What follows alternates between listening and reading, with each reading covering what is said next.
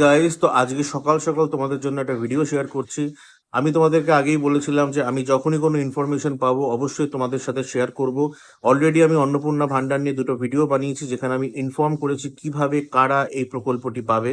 তো আজকে যে আমি ভিডিওটা শেয়ার করছি এর মধ্যেও একটা ইনফরমেশন রয়েছে, একটা না আসলে দুটো ইনফরমেশন রয়েছে। ফার্স্ট হচ্ছে, এই পুরো প্রকল্পটি তোমরা অনলাইনে গিয়ে অ্যাপ্লাই করতে পারবে।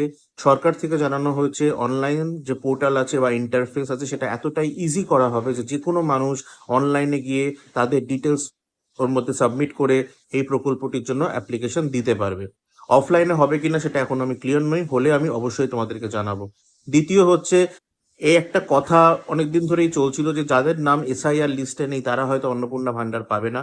বাট সরকার থেকে জানানো হয়েছে যারা ট্রাইব্যুনালে অলরেডি অ্যাপ্লাই করেছে বা যারা সিএএ মানে সিটিজেন অ্যামেন্ডমেন্ট অ্যাক্টের জন্য যারা অলরেডি নিজেদের দরখাস্ত দিয়েছে তারা কিন্তু অন্নপূর্ণা ভান্ডার পাবে।